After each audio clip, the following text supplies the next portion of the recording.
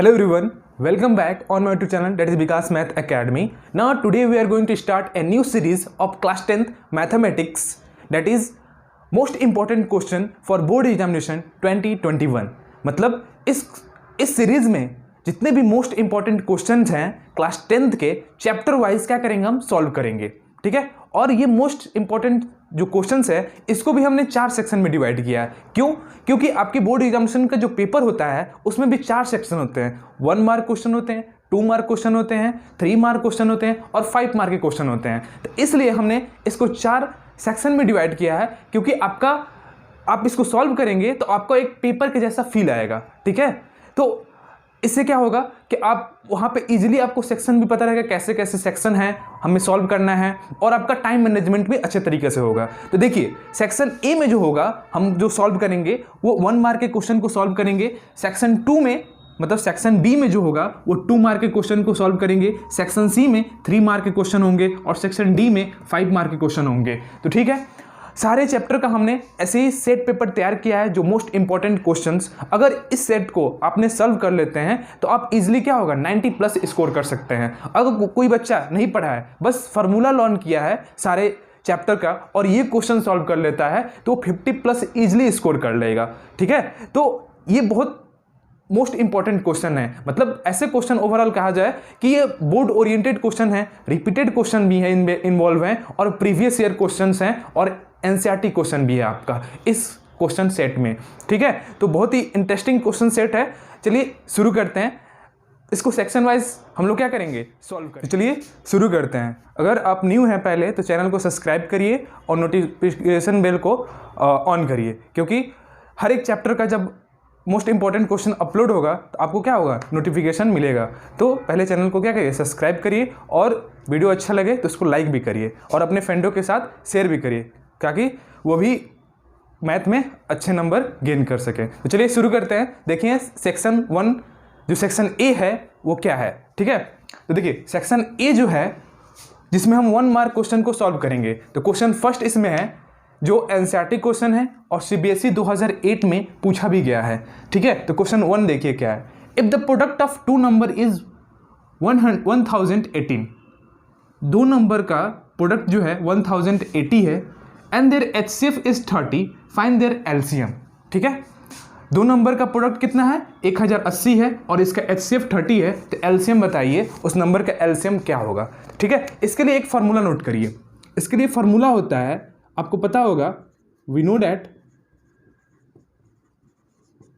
LCM into HCF equal to होता है product of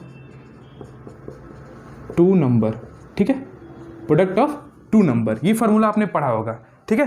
तो आपको दिया क्या है, प्रोडक्ट ऑफ 2 नंबर दिया है और एचसीएफ दिया है, तो इसमें पुट कर दीजिए। हमें एलसीएम निकालना है तो एलसीएम ऐसे ही रहने दीजिए, और एचसीएफ कितना दिया है, 30 दिया है, और प्रोडक्ट ऑफ 2 नंबर कितना दिया है, 1080 दिया है।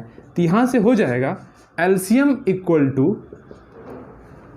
1080 डिवाइडेड बाई 30, क्योंकि इधर क्या है, इधर 30 इंटू क्या है, तो इधर आके डिवाइड, तो डिवाइड करेगा। यहाँ से 10 से 10 कैंसिल आउट होगा और 3 से कटाइए इसको, तो हो जाएगा 3 3 = 9 और 3 6 = 18, ठीक है। मतलब क्या आएगा, 36 हमारा क्या हो जाएगा, एलसीएम हो जाएगा। एलसीएम कितना हो जाएगा, 36।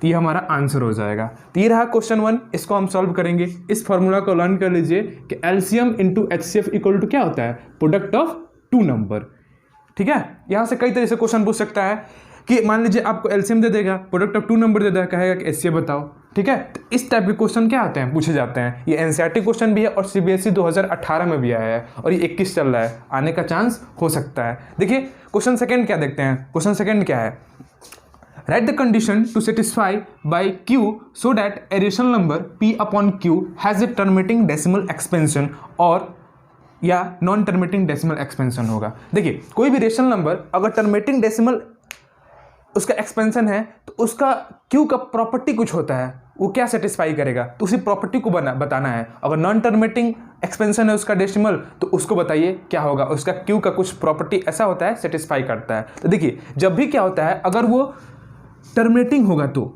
अगर टर्मिनेटिंग डेसिमल एक्सपेंशन होता है तो टर्मिनेटिंग डेसिमल एक्सपेंशन होता है उसका, कोई भी रेशनल नंबर मतलब p अपॉन q का रेशनल नंबर हो, इस तरीके से हो, तो उसका जो q होता है ना, जो q जो होता है, q का जो प्राइम फैक्टराइजेशन होता है, q का जो प्राइम फैक्टराइजेशन होता है, प्राइम फैक्टराइजेशन होता है must be in a form of 2 का पावर m इंटू 5 का power n, where m n जो हो नॉन निगेटिव इंटीजर होता है, नॉन निगेटिव इंटीजर होता है, इंटीजर होता है। ठीक है, अगर कोई भी रेशनल नंबर का टर्मिनेटिंग डेसिमल एक्सपेंशन है तो जो उसका q का जो प्रॉपर्टी होगा, उसका प्राइम फैक्टराइजेशन होगा, वो 2 के पावर m इंटू 5 के पावर n में क्या होगा, एग्जिस्ट होगा।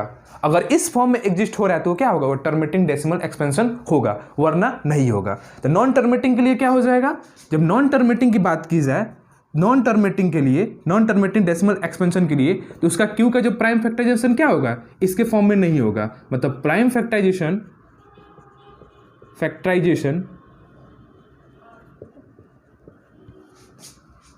of q is not in the form of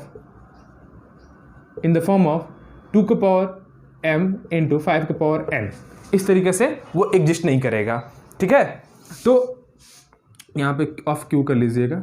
ठीक है, q का जो प्राइम फैक्टराइजेशन है, अगर नॉन टर्मिनेटिंग डेसिमल एक्सपेंशन है तो इस फॉर्म में एग्जिस्ट नहीं करेगा। तो ये इस तरीके से क्वेश्चन आया था, ये 2008 और 2014 में आया था, सीबीएसई बोर्ड ने पूछा था। ठीक है, तो ये रहा आपका क्वेश्चन नंबर सेकंड। ठीक है, क्वेश्चन नंबर थर्ड देखते हैं। Decimal expansion of rational number 43 upon 2 के पावर 4 इंटू 5 के power 3 will be terminate after how many place of decimal. कह रहा है ये जो हमको रेशनल नंबर दिया है, ये कितने प्लेस के बाद वो क्या हो जाएगा, टर्मिनेट हो जाएगा। ठीक है, मतलब पॉइंट के बाद कितने डिजिट के बाद वो टर्मिनेट होगा। ठीक है, तो इसका देखिए, इसका कंसेप्ट ये होता है, अगर टर्मिनेटिंग है तो इस फॉर्म में एग्जिस्ट करेगा, 2 के पावर m इंटू 5 के पावर n।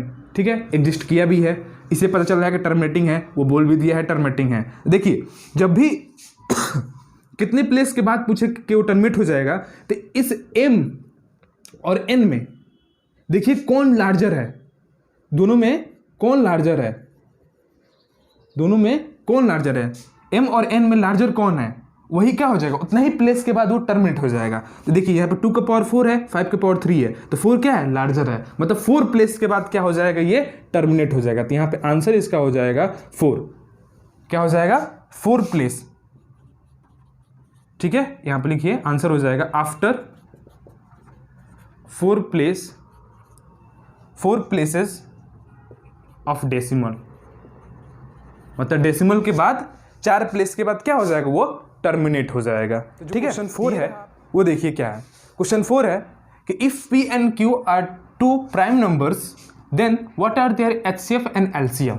ठीक है, अगर p और q दो क्या है, दो प्राइम नंबर है, तो उनका HCF बताइए और LCM बताइए। फर्स्ट ऑफ ऑल देखिए प्राइम नंबर किसे बोलते हैं हम, ये आपको पता होना चाहिए।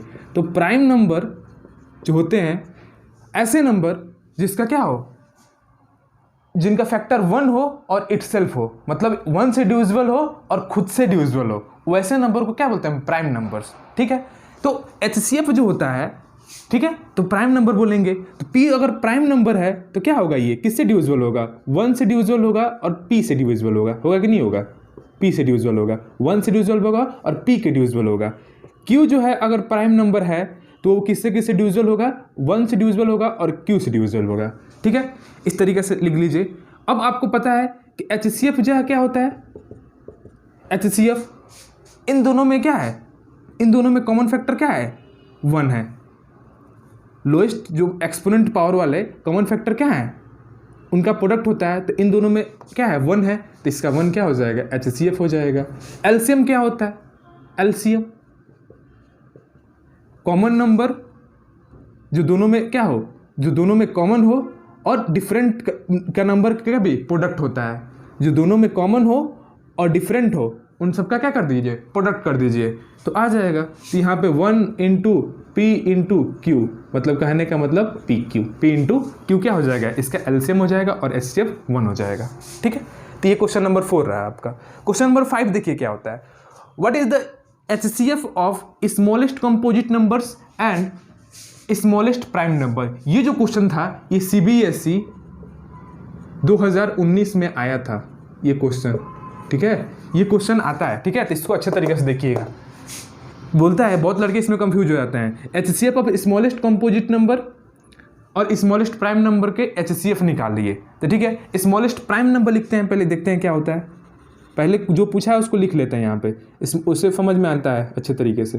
तो स्मॉलेस्ट प्राइम नंबर क्या है, 2 होता है।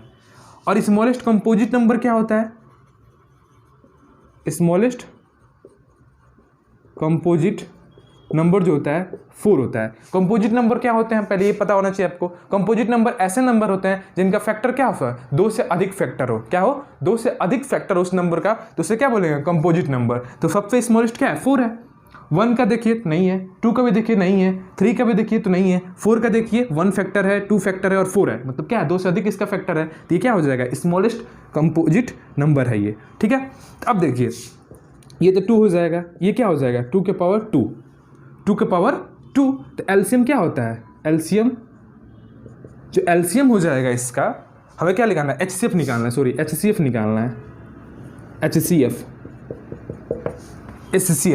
क्या होगा देखिए। तो इसमें स्मॉलेस्ट क्या है, एचसीएफ क्या होता है, प्रोडक्ट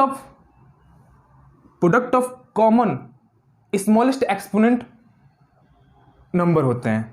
तो स्मॉलेस्ट देखिए दोनों में क्या है, ये 2 का पावर 2 है, ये 2 है, तो मतलब स्मॉलेस्ट क्या है, 2 है। तो इसका एचसीएफ क्या हो जाएगा, 2 हो जाएगा। ये 2 जो हो दोनों से क्या हो जाएगा, इन दोनों से देखिए डिविजल हो जाएगा, इससे भी डिविजल हो जाएगा, इससे भी डिविजल हो जाएगा, तो एचसीएफ क्या होगा, इसका 2 होगा। ये हो जाएगा आपका आंसर। ठीक है, क्वेश्चन नंबर 5 देखिए, find the value of X and Y in following factor 3। इन फैक्टर 3 में एक्स और वाई का वैल्यू निकालिए। ठीक है, तो देखिए क्या होता है, इसको हम क्या करते हैं, ये प्राइम फैक्टराइजेशन किया गया है। तो देखिए पहले क्या किया, एक्स का जो प्राइम फैक्टराइजेशन किया यहाँ पर 2 है। ठीक है, जो आया होगा रिजल्ट यहाँ पे लिखा होगा, फिर इसका किया होगा 3 से, तो जो आया होगा रिजल्ट क्या होगा, यहाँ पे लिखा होगा। ठीक है, अब ये इसका 7 से कटेगा तो नहीं लिखा है, बस 7 ही। तो क्या करिए, इसको मल्टीप्लाई करिए, जो आता है ये रिजल्ट आता है। ठीक है, तो 7 और 3 मतलब y इक्वल टू क्या हो जाएगा, 7 इंटू 3, इधर से इसको मल्टीप्लाई करिए। ठीक है, तो 7 इंटू 3 21, मतलब y इक्वल टू क्या हो जाएगा, 21 हो जाएगा। अब यहाँ पर 21 आ गया, 21 इंटू इसमें कर दीजिए, यहाँ पे कितना आ गया, 21 और इसमें इंटू करिए, तो आ जाएगा, जो आएगा रिजल्ट x का आएगा। तो x इक्वल टू क्या हो जाएगा, 21 इंटू 2 मतलब 42। ये क्या हो जाएगा, आपका आंसर हो जाएगा x और y का। तो ये जो होता है हमने सेक्शन 1 का 6 क्वेश्चन दिया, जो मोस्ट इंपॉर्टेंट क्वेश्चन है। ठीक है, आप इसको अच्छे तरीके से पढ़ लीजिए।